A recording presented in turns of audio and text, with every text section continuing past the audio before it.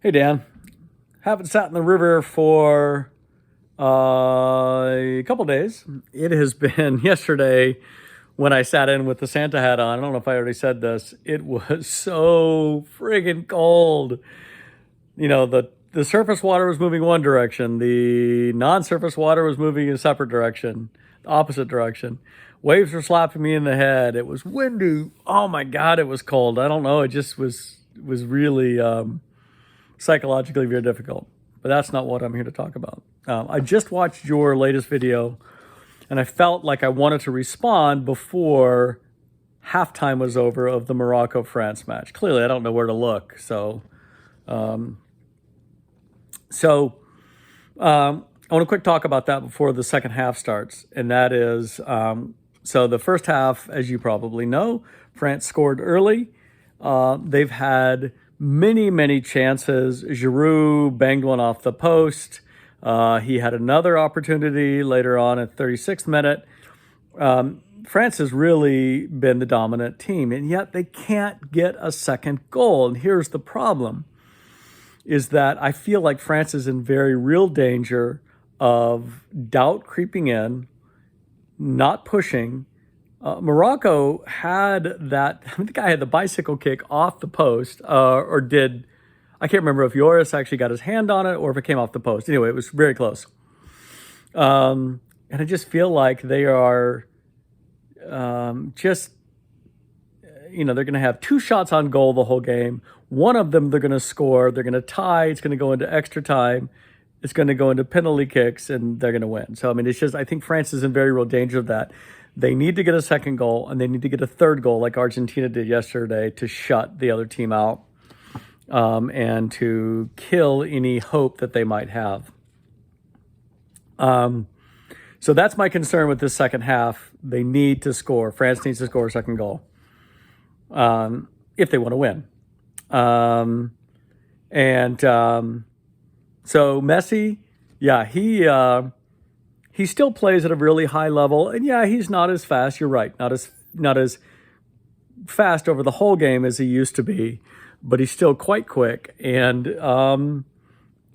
he is deft on the ball, you're right. He's fun to watch because if it doesn't work out, he doesn't, shrug it. He doesn't complain to the universe and really for the cameras. He just goes about his business. And he is manhandled a lot out there. My gosh, there's people. Because he's shorter than most of the defenders, they all have an arm on it, a hand on his shoulder. And he doesn't just simply go down anytime that happens. So I'm glad about that. Back to the river. You said you went in, the water was 39.5 degrees. Man, wussy.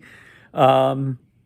And what I noticed is that, of course, you get out from behind that wing wall, so that water is moving all the time, even when it's cold. So I'd be anxious to get out there and see how it feels different than sitting in the Mississippi when it's frozen over.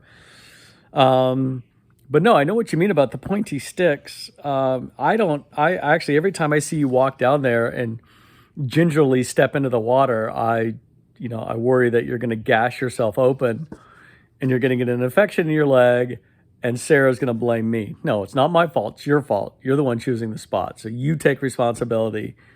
And if anybody says that I'm a bad influence on you, you tell them, no, you're fully responsible for your own behaviors. You're a 54-year-old man, practically 55. You said something about a new lens. Did you say autofocus lens or autofocus lens? I'm not sure why you would want an autofocus lens, but if that's how you roll, that's how you roll. Reina drama. Why are you even bothering to read it? That's what I can't figure out. It's a bunch of middle school talking heads, trying to get attention so that people will click on their stuff or watch their broadcast or listen to their podcast.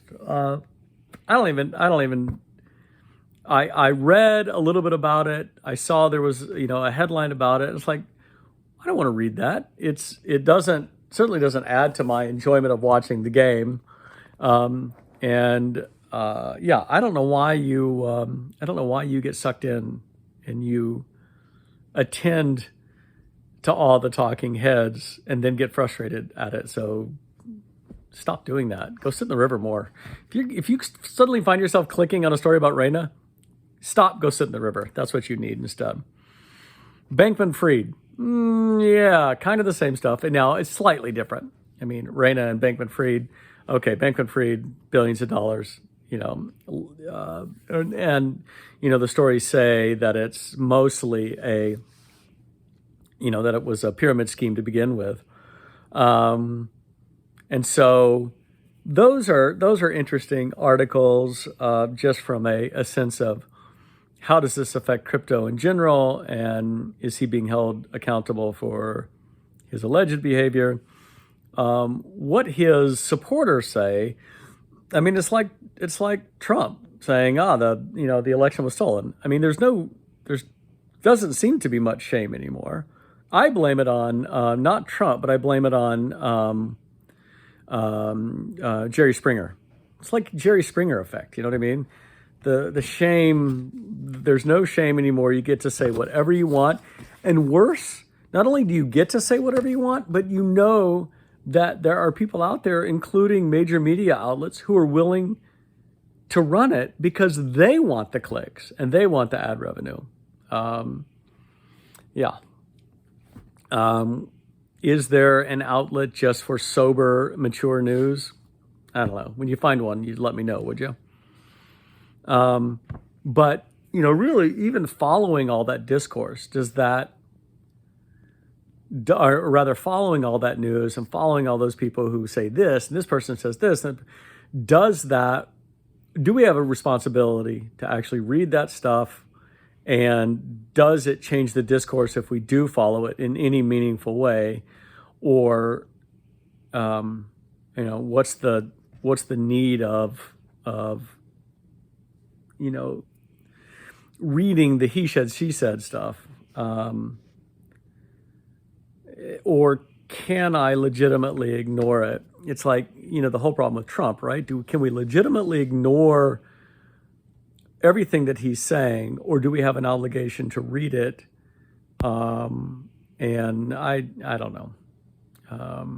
My inclination, of course, is not to read it and to ignore it, because I just have so many other things that I would rather be doing, like sitting in the river, making videos for you, watching football, working on the Money Pit, pretty much anything else. So, that's all I got. Second half has started. I'm going to go attend to that, because that is discourse that I can affect by watching it. So that's my story. Sticking to it.